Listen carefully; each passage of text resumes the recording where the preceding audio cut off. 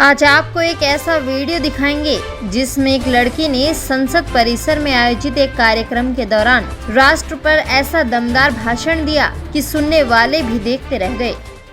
उस देश के वासी हैं जहां रोज ही दंगा रहता है, जहां आम आदमी सड़कों पर आधा सा नंगा रहता है। इस हाल में भी, इस दौर में भी हर दिल में तिरंगा रहता है। मंच पर सभी गणमान्य व्यक्तियों को मेरा नमन। आज मैं अमनप्रीत राज्य पंजाब का नेतृत्व करते हुए आप सभी के समक्ष विषय देशभक्ति एवं राष्ट्र निर्माण पर अपने विचार प्रस्तुत करने जा रही हूं। महोदय, विषय पर चर्चा करने से पहले यह जान लेना आवश्यक है कि देशभक्ति और राष्ट्र निर्माण आखिर है क्या। तो देश पृथ्वी का एक अलग भूभाग है जिसके कई प्रांत, कस्बे, गांव आदि होते हैं। देशभक्ति अपने देश से प्रेम करना और सदा उसका कल्याण सोचना देशभक्ति या राष्ट्रभक्ति कहलाता है। राष्ट्र निर्माण की जब हम बात करते हैं तो वस्तुतः हम उसे भारत के परिप्रेक्ष्य में लेते हैं। मैं भी इसी को आधार मानकर अपनी बात रख रही हूं। तो आप सब इस बात से सहमत होंगे कि जब आम आदमी, देश का गरीब विकास की मुख्य धारा में आता है और समान अवसर प्राप्त करता है तो उसकी दुनिया बदल जाती है। जब स्ट्रीट वेंडर को बैंक क्रेडिट प्रणाली से जोड़ा जाता है तो उनमें भी राष्ट्र निर्माण में भागीदारी की भावना आती है। जब दिव्यांगों को ध्यान में रखते हुए सार्वजनिक स्थान, सार्वजनिक परिवहन और अन्य सुविधाओं का निर्माण होता है, आज़ादी के 70 वर्षों बाद जब उन्हें सांकेतिक भाषा मिलती है तो वह आत्मविश्वास महसूस करते हैं। जब ट्रांसजेंडरों को कानूनी सुरक्षा व पद्म पुरस्कारों से सम्मानित किया जाता है तो समाज और संविधान दोनों में उनका विश्वास मजबूत होता है। राष्ट्र निर्माण का सही वास्तविक अर्थ है नागरिकों का चरित्र निर्माण व उनके व्यक्तित्व में निखार।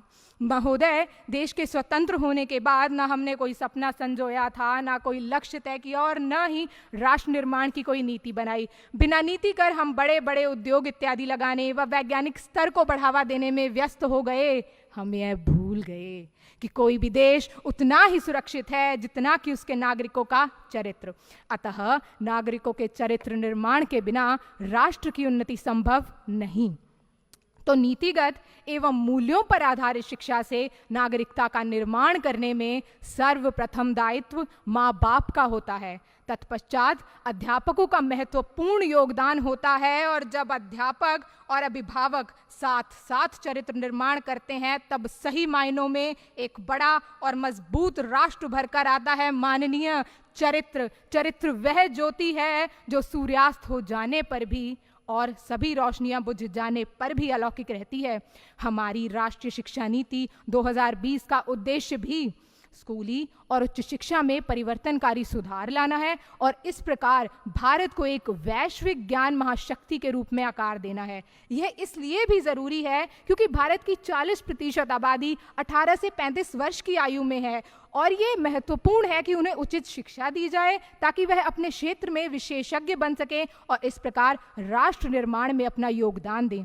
महोदय, भारत के नागरिक होने के कारण यह हमारा कर्तव्य है कि हम भारत की विरासत और संस्कृति के प्रति जागरूक हों। इसीलिए युवाओं को राष्ट्रीय एकता को बढ़ावा देने में भाग लेना चाहिए। हमारे तो शास्त्रों में भी कहा गया है, एकयम बलम समाजस्य तत् अभावे से दुर्बलः तस्मात् एकयम प्रशसन्ति दृढ़म राष्ट्र हितैषिणः। अर्थात किसी भी समाज की, किसी भी देश की जो ताकत है वो उसकी एकता और एकजुट प्रयासों में होती है। तो जो मजबूत राष्ट्र के हितैषी होते हैं वो सदा एकता की प्रशंसा करते हैं और उसे बढ़ावा देते हैं।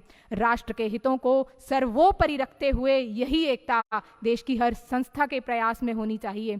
आज जब अमृतकाल में देश अपने के लिए असाधारण लक्ष्य तय कर रहा है, दशकों पुरानी समस्याओं के समाधान तलाश कर एक नए भविष्य की ओर अग्रसर है, तो ये जो सिद्धि है, ये सिद्धि सबके साथ के साथ ही तो पूर्ण होगी। हम सबको मिलकर लक्ष्य तक पहुंचना होगा। जेम्स ब्राइस के शब्दों में, देशभक्ति केवल झंडा लहराने में नहीं बल्कि इस प्रयास में है कि देश सही भी हो और मजबूत भी। धन्यवाद। जय हिंद।